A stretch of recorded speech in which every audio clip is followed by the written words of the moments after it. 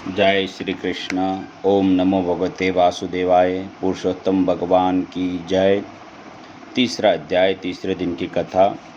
हे नारद जी, जो कुछ भगवान कृष्ण ने राजा युधिष्ठिर से कहा वही मैं तुमसे कहता हूँ। एक समय धर्मराज युधिष्ठिर जुए में दुर्योधन से सब कुछ हार गया तो द्रौपदी को बालों से पकड़कर दुष्ट दुशासन ने खींचा और वस्त्र भी पकड़कर खींचे तो भगवान कृष्ण ने रक्षा की। उसके पश्चात युधिष्ठिर आदि राज्य को छोड़कर काम्यक वन में चले गए। वहाँ पर वन में युधिष्ठिर, द्रौपदी आदि बाल बिखरे वन में रहने लगे।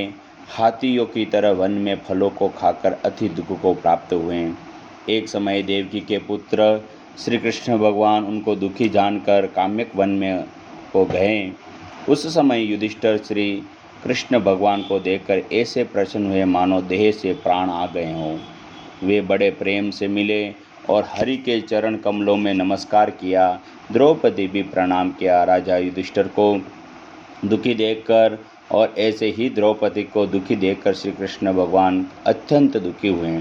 जब विश्वात्मा भक्तवत्सल भगवान दुर्योधन को भस्म करने के लिए क्रोध किया तो मानो करोड़ों कराल के समान मुख से प्रलय काल की अग्नि उठी हो। दांतों को पीसते हुए मानो त्रिलोक को भस्म कर देंगे। तब अर्जुन भय से काँप उठे। युधिष्ठिर और द्रौपदी तथा दूसरे उपस्थित जन हाथ जोड़कर भगवान को प्रसन्न करने के लिए स्तुति करने लगे।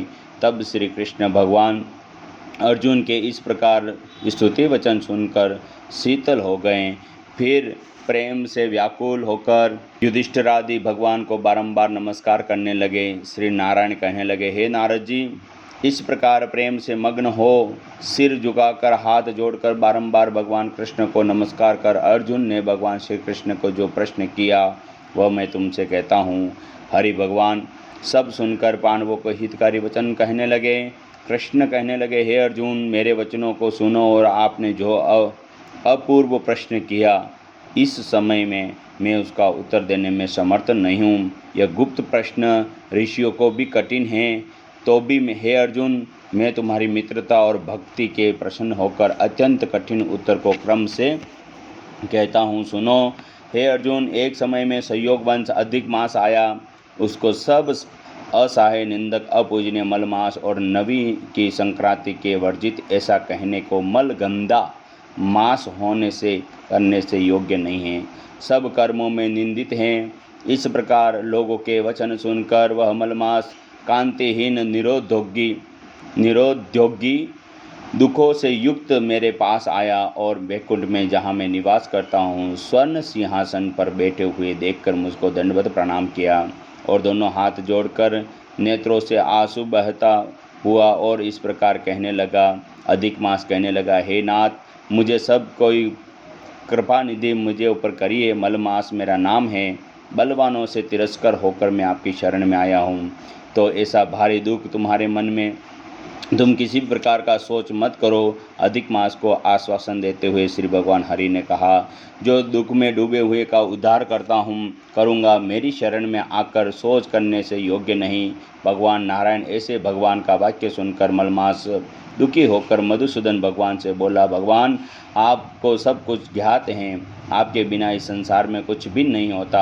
भगवान मेरे दुर्लभ की पीड़ा को क्या नहीं जानते। तो आप हे नाथ रूपी इस फांस में फंसा हुआ जैसा दुख को न हुआ हो न देखा हो, सो आपसे कहता हूँ। क्षण, लव, मुहूर्त, पक्ष, मास, दिन रात्रि अपने स्वामी की आज्ञा के से सदा भय रहित होकर आनंद करते हैं, परंतु न मेरा कोई नाम है न मेरा कोई धर्म है। मुझको आश्रय देने वाला इसी से सब देवता मेरा निरादर किया और शुभ कर्मों में मलमास से वर्जित कहा गया है।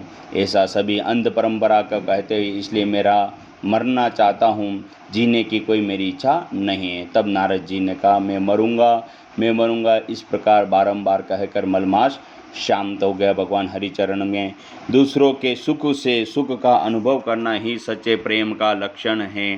सांडिल्य अपने भक्ति सूत्र में लिखते हैं, जो तत् सुखे सुखिनम प्रेम लक्षणम, तथा दूसरों के सुख को जानकर सुखी होना ही आज के जीवन में कलयुग में सभी का प्रेम लक्षण बताया गया है। जय श्री कृष्ण, जय श्री राधे, श्री हरि को प्रणाम, पुरुषोत्तम भगवान को प्रणाम। आज की कथा को यहीं विराम देते हैं।